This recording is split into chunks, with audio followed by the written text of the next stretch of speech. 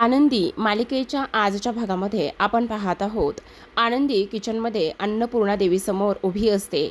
देवाला दिवा लावलेला असतो आणि तिथे अगरबत्ती असते. ती अगरबत्ती हातामध्ये घेते आणि पेटवत असते आणि देवीला पुन्हा एकदा अगरबत्ती वाहत असते. आता देवीसमोर अगरबत्ती लावताना इथे सविता मावशी येतात आणि त्या म्हणत असतात, काय झाले आनंदीताई, तुम्ही ठीक तर आहात ना? दुसऱ्या बाजूला आता विद्याधर जेलमधून सुटून आलेला असतो आणि तो सरळ सरळ घरी त्याचे पावलं आलेले असतात. सविताताई म्हणत असतात, आनंदीताई तुम्हाला काही त्रास तर होत नाही ना? सगळं काही ठीक आहे ना? तुम्हाला सांगू का, जर माझी आईसुद्धा अस्वस्थ असेल ना, तेव्हा तीसुद्धा अशीच देवासमोर नेहमी अगरबत्ती लावायची आणि तासनतास तिथेच उभी राहायची. आज तुम्हाला कसला त्रास होतोय का? तुम्ही ठीक तर आहात ना आनंदीताई? काही प्रॉब्लेम तर नाही ना? आनंदी म्हणत असते, नाही ठीक आहे मी. नाही काहीतरी आहे. तेव्हा आनंदी मनातच म्हणत असते, आज मला असं वेगळंच का बरं वाटतंय? काहीतरी विचित्र घडणार आहे, ह्या सगळ्या गोष्टीचा मला भास का बरं होतोय? मला समजत नाही नेमकं माझ्याबरोबर काय व्हायला लागलेलं आहे, असं आनंदी मनामध्येच म्हणत असते. आणि इकडे दुसऱ्या बाजूला विद्याधरची पावलं हळूहळू आता घराकडे निघालेली असतात. आनंदीला दरदरून घाम आलेला असतो, अस्वस्थपणा जाणू लागलेला असतो. सविता म्हणत असते, ताई तुम्हाला काय झालंय? तुम्हाला खूप जास्त घाम येतोय, तुम्हाला कसला त्रास होतोय का? तुमचं अंग थंड पडू लागलंय. मी इथे साहेबांना सांगू का किंवा आई साहेबांना सांगू का? काय झालंय सांगा ना? आनंदी म्हणत असते, नाही नाही काही नाही, सगळं ठीक होईल, मी ठीक आहे. नाही मला तरी काहीतरी वेगळंच दिसतंय, तुम्हाला कसला तरी त्रास होतोय. मग आता आनंदी खूपच घाबरलेली असते. तेव्हा सविता तिला थोडंसं पाणी प्यायला देते आणि म्हणत असते, ऐका ना आनंदीताई, तुम्ही जेव्हापासून माहेरून परत आलात ना, तेव्हापासून जरा वेगळ्याच आहात. एक काम करता का तुम्ही, फ्रेश होता का जाऊन? तुम्ही जरा तोंड हातपाय वगैरे धुवून घ्या, मी तुमच्यासाठी चहा वगैरे काहीतरी बनवते. तेव्हा आनंदी म्हणत असते, नाही नाही त्याची काही गरज नाही आहे, मी हवं तर फ्रेश होते. मग आता सविता म्हणत असते, बरं चला मी तुम्हाला वॉशरूमपर्यंत नेऊन सोडते, पण नक्की तुम्ही ठीक आहात ना? पुन्हा आनंदी मनामध्ये विचार करत असते, नक्कीच काहीतरी अघटित घडणार आहे आणि हे सगळे काही अघटित घडण्याचेच संकेत आहेत, मला हे स्पष्टपणे जाणवत आहे, असं सुद्धा आनंदी आता इकडे बोलू लागलेली असते. तेव्हा सविता मात्र तिच्यासाठी टॉवेल घेऊन येते. सविता तिच्यासाठी टॉवेल घेऊन आल्यानंतर लगेचच आता इकडे ती तिला टॉवेल देत असते आणि टॉवेल देऊन म्हणत असते, हे घ्या, तुम्ही ताबडतोब फ्रेश व्हा आणि फ्रेश झाल्यानंतर तुम्हाला नक्कीच बरं वाटेल, असं सुद्धा आता इथे ती बोलत असते. तेव्हा पाहते तर काय, इकडे बाथरूमचा दरवाजा बंद असतो. आता बाथरूमचा दरवाजा बंद असताना आनंदी म्हणत असते, बंद बंद कसं काय? आणि तेव्हा पाहते तर काय, दरवाजा हळूच उघडला जातो. मग सगळ्या घरामध्ये लाईट्स असतात, फक्त बाथरूमलाच लाईट नसते. ही गोष्ट मात्र तिला सहनच होत नाही. ती म्हणत असते, हे कसं काय शक्य आहे? कारण सगळीकडे लाईट्स आहेत आणि इथे आपल्या इकडेच लाईट्स नाही आहेत, ही गोष्ट कशी काय होऊ शकते? असं सुद्धा ती इथे बोलत असते. त्याचबरोबर आता आनंदी म्हणत असते, अहो सविताताई ऐका ना, हे बघा लाईट असली काय किंवा नसली काय, त्याने मला काही एक फरक पडणार नाही. तसं पण हे बघा, मला ह्या सगळ्या गोष्टीमुळे काय फरक पडतोय, असं सुद्धा ती इथे बोलत असते. आणि हे सर्व काही बोलल्यानंतर आता आपण पाहतो, मग आता आनंदी म्हणत असते, बरं ऐका ना, तुम्ही एक काम करा, तुम्ही जा, मी पटकन फ्रेश होऊन येते, असं म्हणून ती आता इकडे फ्रेश व्हायला आतमध्ये निघून जात असते. आतमध्ये निघून गेल्यानंतर आता विद्याधर मात्र हळूहळू तिकडे आलेला असतो, कारण विद्याधरनेच वॉशरूमचा इथे लाईट्स वगैरे बंद केलेला असतो आणि वॉशरूमचा लाईट्स बंद करून आता फक्त आणि फक्त इकडे त्याला आनंदी हवी असते आणि म्हणूनच तो ह्या सगळ्या काही गोष्टी इथे करत असतो. आता आपण पाहतो इथे आनंदी फ्रेश होत असते. आता विद्याधर मात्र पडद्याच्या आडूनच तिला पाहण्याचं काम करत असतो. आता पडद्याच्या आडून तिला पाहत असताना तिच्यावर पडद्याच्या आतमध्ये हात घालून तिच्या अंगावर हात टाकण्याचा प्रयत्न करतो, पण आनंदी तोवर तिथून निघून गेलेली असते. आनंदी आता बाथरूमचा दरवाजा बंद करते आणि बाथरूमचा दरवाजा बंद केल्यानंतर पुन्हा आता इकडे ती पुढे निघालेली असते. आता आनंदीला कसला तरी वेगळाच भास होतो. तिला असं वाटतं की मला कोणीतरी फॉलो करतंय, माझ्या पाठीमागे नक्कीच कोणीतरी लागलेला आहे, पण माझ्या पाठीमागे नेमकं कोण लागलेलं असेल, असा सुद्धा ती इथे विचार करत असते. आणि ह्या सर्व गोष्टींचा विचार केल्यानंतर लगेचच आता आनंदी मागे वळून पाहते, हातवारे फिरवत असते, पण तिला मात्र कोणीही दिसत नसतं. आता इकडे आनंदी म्हणत असते, नक्की कोणीतरी आहे का तिकडे? नक्की कोणीतरी आहे का तिकडे? तिकडे कोण आहे? तिकडे कोण आहे? असं सुद्धा आता इकडे ती बोलत असते. आता हे सर्व काही बोलल्यानंतर आनंदी आजूबाजूला पाहते. आनंदी आजूबाजूला पाहिल्यानंतर तिथे मात्र कोणीही नसतं. पण आता आनंदी मनामध्ये विचार करत असते, हा तर तपकिरीचा वास आहे, नेमकं काय सुरू आहे, हे तपकिरीचा वास आहे, मग इथे मात्र कोण आहे, असा सुद्धा ती इकडे विचार करत असते. तपकीर ओढणारं तर फक्त आणि फक्त इथे विद्याधर असतो आणि विद्याधर इथे कसा काय, असा विचार आनंदी करत असते. आणि तेव्हा मागे वळून लगेचच पाहते. मागे वळून पाहिल्याबरोबर आपण पाहतो की तिथे लगेचच तिच्या पाठीमागे हा जो विद्याधर आहे तो तिला दिसतो. विद्याधर पाठीमागे दिसल्याबरोबर आता लगेचच आनंदी म्हणत असते, विद्याधर विद्याधर म्हणजेच धाकले मालक तुम्ही इथे, असं सुद्धा ती इथे बोलत असते. आणि हे सगळं काही बोलल्याबरोबर आपण पाहतो आता लगेचच इकडे तो म्हणत असतो, हा आनंदी आनंदगडे जिकडे तिकडे चोहीकडे, आनंदी आनंदगडे जिकडे तिकडे चोहीकडे. आनंदी हे सगळं काही बोलल्यानंतर फार घाबरलेली असते. आता आनंदी म्हणत असते, तुम्ही इथे काय करायलाय, तुम्ही इथे काय करायलाय धाकले मालक साहेब, धाकले मालक साहेब, असं म्हणून आता ती जोरातच मालक साहेब असं म्हणून ओरडणार. तेवढ्यातच आता विद्याधर तिच्या तोंडावर हात ठेवत असतो आणि विद्याधर तोंडावर हात ठेवल्याबरोबर इकडे तो म्हणत असतो, अजिबात तोंडातून आवाज सुद्धा काढायचा नाही, समजलं का. मग आता आनंदी आजूबाजूला हातवारे करूनच तिथून पळण्याचा प्रयत्न करत असते. तिथून पळण्याचा प्रयत्न केल्यानंतर आता आनंदी ओरडत असते, मालक साहेब वाचवा, मालक साहेब वाचवा. तोपर्यंत मात्र विद्याधर आता पाठीमागे असतो, कारण आनंदीने विद्याधरच्या पायावर खूप जोरातच इकडे पाय दिलेला असतो आणि खूप जोरात पाय दिल्यानंतर त्याला मात्र इकडे आता ती थांबवण्यात यशस्वी झालेला असतो. जेव्हा आनंदी धावतच पुढे जाते त्यावेळेला मात्र युगंधर धावतच आलेला असतो. युगंधरच्या मिठीत आनंदी असते आणि त्यावेळेला आनंदी फार घाबरलेली असते. आनंदी म्हणत असते, मालक साहेब मला वाचवा, मालक साहेब मला वाचवा. तोपर्यंत आनंदीला आता इकडे त्याने वाचवण्याचा पूर्ण प्रयत्न केलेला असतो. आनंदीला वाचवण्याचा युगंधरने पूर्ण प्रयत्न केल्यानंतर आता विद्याधर म्हणत असतो, अरे वा वा वा दादा, काय हे, अगं आनंदी तू चुकीच्या माणसाच्या मिठीत गेलीयस. अगं मी म्हणजेच तुझा विद्याधर इकडे आहे आणि तू युगंधरच्या मिठीत गेलीस. अगं वेडीयस का आनंदी, असं काय करायलीस, ये बरं इकडे, ये बरं तू माझ्याकडे, असं तो बोलत असतो. आता इकडे विद्याधर सुटून आलाय ही शिल्पाला आनंदाची गोष्ट असते. सोबतच इकडे ही धनश्री आहे, तिला सुद्धा फार आनंद झालेला असतो. पण सगळ्यात महत्त्वाचं वाईट आता आनंदीला इथे वाटत असतं. आता इकडे तो म्हणत असतो, काय रे दादा, मला एक गोष्ट सांग, खरं पाहायला गेलं तर मी जे करत होतो ते वेगळं होतं, पण तू तर काय केलंयस रे, तू तर तुझ्या वयाच्या निम्म वय असलेल्या पोरीसोबत तू लग्न केलंयस. अरे तुझ्यापेक्षा ती किती बारीक आहे, ही गोष्ट तुला समजत नाही होय. आणि तुला आणखी एक गोष्ट सांगू का, हे बघ तू हे जे काही केलंयस ना ते फार चुकीचं केलंयस, कारण तू हे असलं काही करायला नको होतंस. आणि तुला अजून एक सांगतो, त्या आनंदीवर फक्त आणि फक्त इथे माझाच हक्क आहे.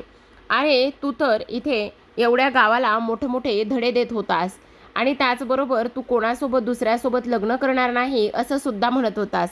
म्हणजे फक्त आणि फक्त इथे समिधा वहिनींच्या आठवणीतच तू राहणार होतास. पण तू तर तसलं काय बी केलं नाहीस. तू तर ह्या पोरीला मिठीत घेतलंस आणि ह्या पोरीसोबत लग्न केलंस. तुझी हिंमत कशी झाली दादा ह्या पोरीसोबत लग्न करण्याची. आणि त्याचबरोबर तुला एक गोष्ट सांगू का, मी तर तुला माहिती ना शैतान आहे, हैवान आहे, पण तू तर सत्यवादी आणि त्याचबरोबर स्त्रियांचं रक्षण करणारा आहेस. मग तरीसुद्धा तू ह्या पोरीबरोबर लग्न कसं काय केलंयस, असं स्पष्टपणे तो इथे बोलत असतो. त्याच वेळेला आता इकडे धनश्री पुढे येते आणि म्हणत असते, अहो तुम्ही आला आहात ना, किती किती बारीक झालात बघा तुम्ही. खरंच तुम्हाला इथे पाहून ना मला फार आनंद झालाय. ए गप्प बस ग, चल सुकट कुठली, चल हो बाजूला, मला तुझ्याशी काही बोलायचं नाही आहे, मला तुझ्यात मुळात इंटरेस्टच नाही आहे, तर मी तुझ्याशी का बरं बोलू, असं सुद्धा आता इकडे तो बोलत असतो. आता हे सर्व काही बोलल्यानंतर इकडे मला फक्त आनंदी हवी आहे, आनंदीशिवाय मला इकडे काहीही नको आहे. आणि जोपर्यंत आनंदीसोबत मी एक रात्र घालवत नाही, जोपर्यंत आनंदी माझी होत नाही तोपर्यंत मी शांत बसणार नाही, असं इकडे तो स्पष्टपणे बोलत असतो. आता हे सगळं काही बोलल्यानंतर आपण पाहतो लगेचच इकडे धनश्री पुढे येते आणि धनश्री पुढे आल्यानंतर म्हणत असते, अहो काय करताय, हे असं कसं बोलू शकता. तेव्हा तो पुन्हा तिच्यावर आवाज चढून बोलतो आणि म्हणत असतो, ए गप्प बस गा चल. त्याच वेळेला आता इकडे युगंधर म्हणत असतो, तुझी हे सगळं काही बोलण्याची हिंमत कशी झाली. आता आनंदी माझी बायको आहे, तिचं रक्षण करणं ही माझी जिम्मेदारी आहे आणि तिच्या केसाला जरी धक्का लागला ना तर तुला जित्ता गाडील, समजलं का. आता असं बोलल्याबरोबर धनश्री म्हणत असते, भाऊजी तुम्ही माझ्या नवऱ्याला मारण्याची भाषा का बरं करत आहात. तेव्हा तो म्हणत असतो, तुझा नवरा कोणत्या खालच्या थराला गेला आहे हे तुला कळत नाही आहे का, आणि अजूनसुद्धा तू त्याचीच बाजू घेतेस, कसलं प्रेम आहे हे तुझं असलं, असं ते बोलत असतात. मग आता इकडे युगंधर त्याला म्हणत असतो, तू जेलमधून सुटून कसा काय आलास, तू नक्की जेल तोडून आला असेल. तेव्हा तो म्हणत असतो, अजिबातच नाही. अरे दादा, तू वेडा आहेस का, मला जेल तोडून येण्याची गरजच पडली नाही आहे. अरे मला इकडे पोलिसांनी सोडून दिलं आहे, कारण माझ्यावर असलेला गुन्हा सिद्ध झालेला आहे आणि त्यामुळे मला पोलिसांनी सोडलं आहे. तेव्हा युगंधर म्हणत असतो, तुझ्यावर असलेला गुन्हा सिद्ध झाला आहे, मी आत्ताच्या आत्ता पोलिसांना फोन करतो. हे होणं शक्यच नाही. तेवढ्यात शिल्पा म्हणत असते, अरे ऐक ना विद्याधर, युगंधर मी काय म्हणते, हे बघ जाऊ दे ना, पोलिसांना वगैरे कशाला बोलवायचं, तुला माहिती ना तो कसा आहे, ह्याच्याशी कशी डील करायची, काय करायचं ते मी बघते, तू उगाचच नको टेन्शन घेऊ. तर आता इकडे तो म्हणत असतो, अरे दादा कसं रे, अरे मी इथे गुन्हा जो काही माझ्यावर होता तो गुन्हा सिद्ध झाला आहे आणि म्हणूनच मी पोलीस स्टेशनमधून बाहेर पडलो आहे. ही गोष्ट तुला समजत नाही असं वाटलं का.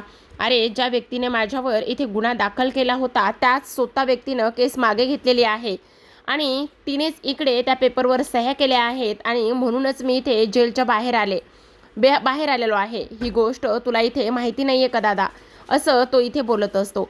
तेव्हा मात्र विद्याधर म्हणत असतो, ते होणं शक्यच नाही आहे. अगं ताई तुला माहिती आहे ना, अगं ह्याने काय केलं असेल, इकडे पोलिसांना विकत घेतलं असेल किंवा इकडे वकीलसुद्धा ह्याने विकत घेतला असेल.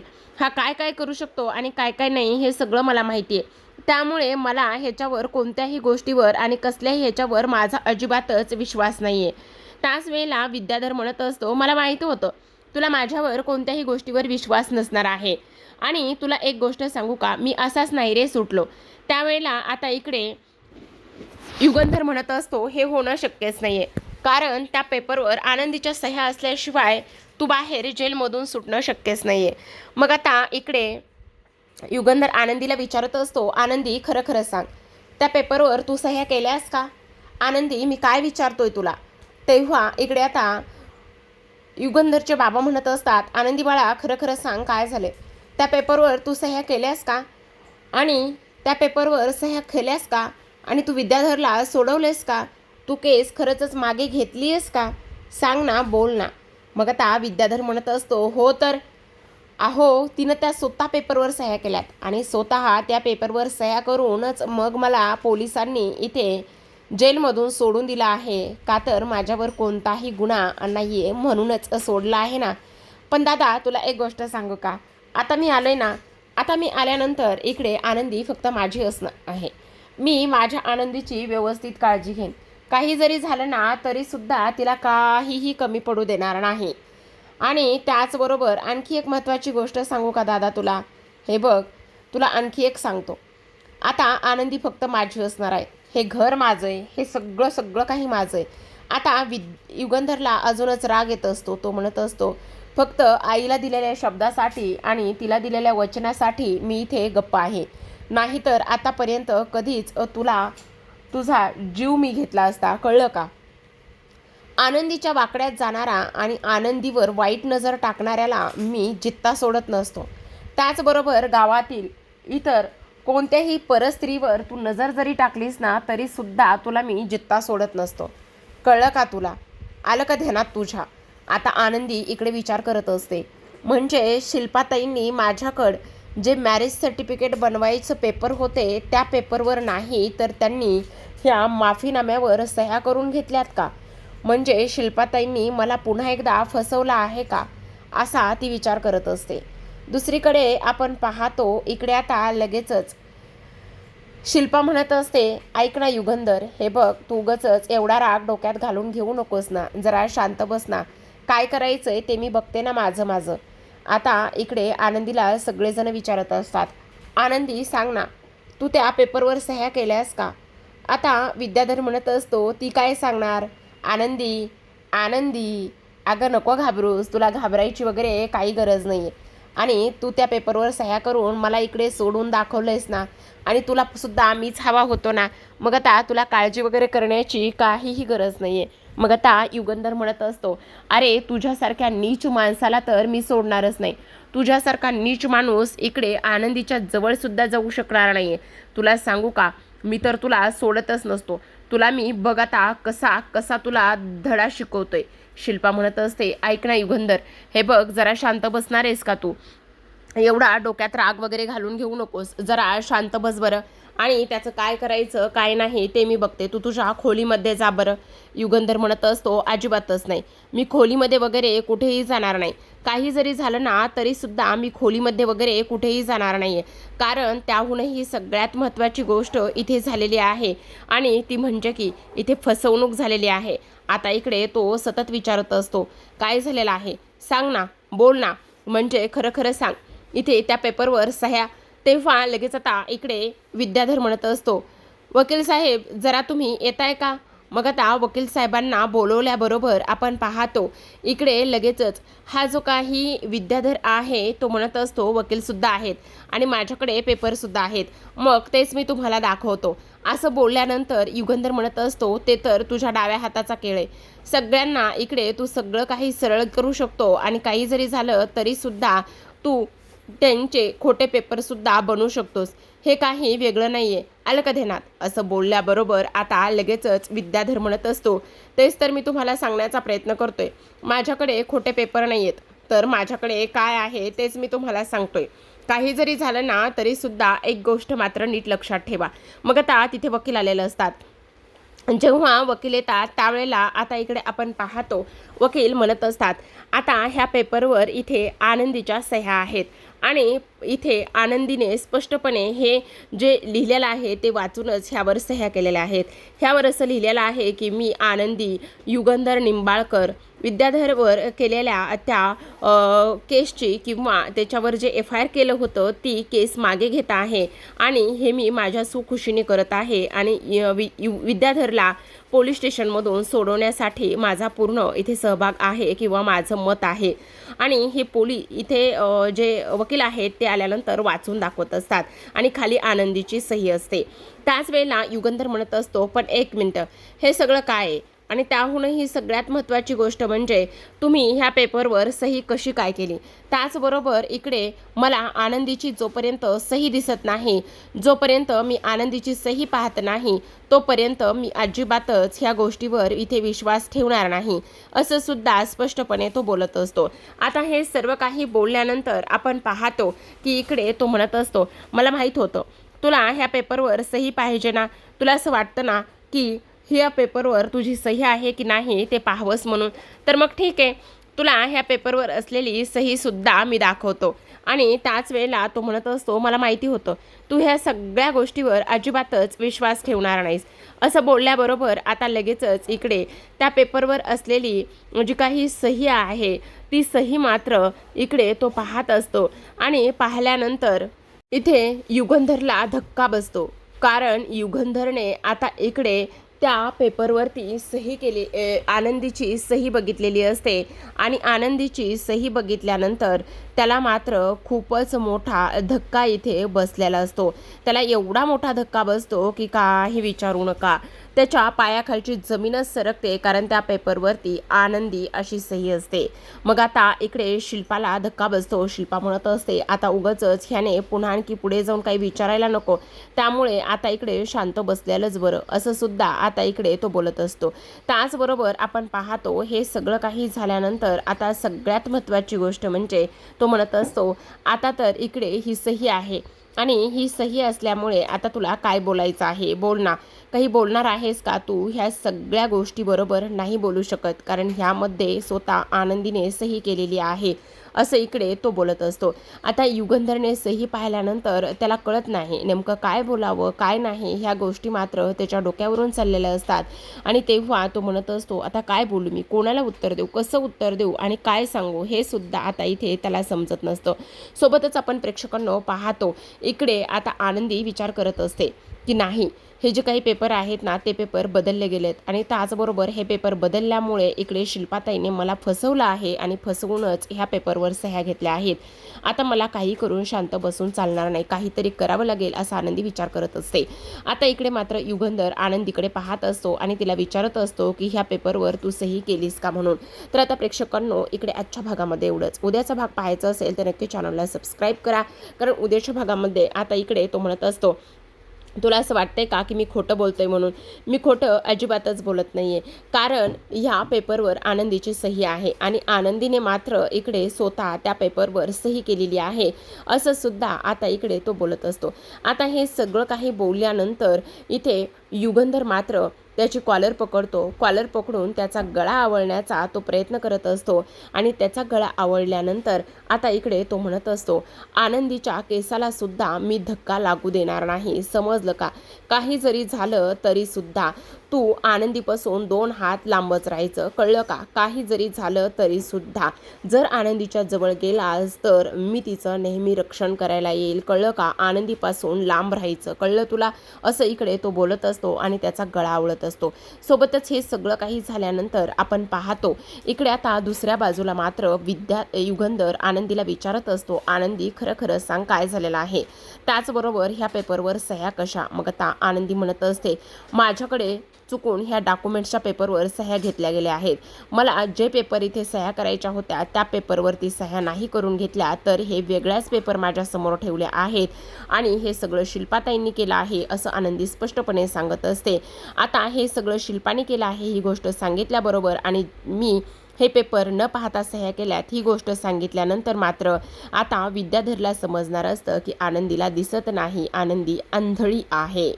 तेव्हा मात्र आता हे सत्य त्याच्या समोर आल्यानंतर काय धमाका होईल आणि इथे शिल्पा कसं सावरून घेईल हे पाहणं फार कमालीचं असणार आहे.